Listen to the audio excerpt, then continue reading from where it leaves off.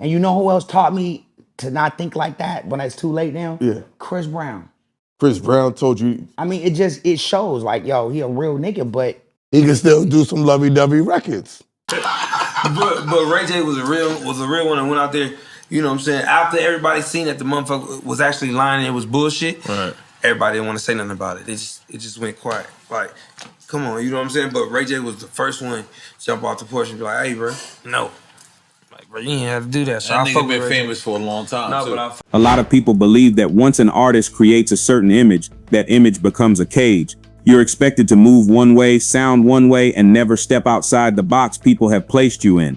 Especially when you're young in the music industry, there's an unspoken pressure to always appear tough, confident, and untouchable. Showing emotion, vulnerability, or even romance in your music can sometimes feel risky, like it might change how people see you. And this exact pressure is what Ray J recently opened up about in an interview.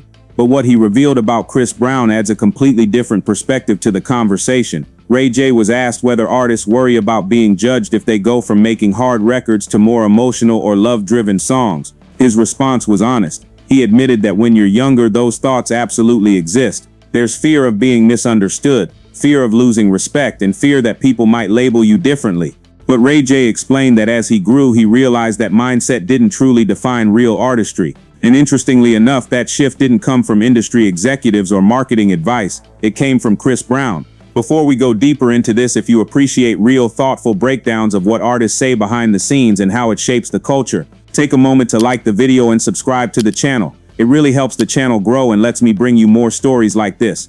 Did you feel like people was gonna think you was soft if you did that second record? when you younger, yeah. But it's not like that. And you know who else taught me to not think like that when it's too late now? Yeah. Chris Brown. Chris Brown told you I mean, it shows like, yo, he a real nigga, but he can still do some lovey-dovey records it's and all be good accepted. and be fly. Yeah. You know what I'm saying? Yeah. How was that convo like that? He was like, yo, Ray, you can still be a gangster. Me and Chris Brown got an album out. Yeah. Me and Chris Brown got an album out right now. It's out right now? Ray J and Chris Brown. Out right now. In the streets. Yo, he's wild. Yo, but I did hear that. Ray J and Chris Brown, Burn My Name. Okay. It's out. It's probably one of the dopest albums out. Now, did Chris want me to drop the album? I don't think so. Because it was a mixtape Ray J went on to explain that Chris Brown showed him you don't have to limit yourself to one side of creativity. According to Ray J, Chris Brown is someone who can confidently make high-energy records and then turn around and create emotional, romantic music without losing respect or acceptance. That balance, Ray J suggested, is what separates Chris Brown from many artists. It's not about proving toughness or chasing an image, it's about being fully comfortable expressing every side of who you are. What stood out most was how casually Ray J spoke about it. There was no exaggeration or hype, it sounded like genuine respect. He described Chris Brown as someone who understands that vulnerability doesn't take away from credibility, it actually strengthens it. In an industry where artists are often boxed into narrow identities, that mindset is powerful. Then Ray J revealed something that caught many people off guard. He shared that he and Chris Brown actually have a collaborative album out right now. No loud rollout, no over-promotion, just confidence in the music. According to Ray J, the project is already circulating and represents that same freedom and growth he was talking about earlier. This moment says a lot about Chris Brown's influence beyond what we see publicly, not just as a performer but as someone who encourages creative freedom and authenticity. It also helps explain why Chris Brown has remained relevant for so long. He never allowed one version of himself to define his entire career.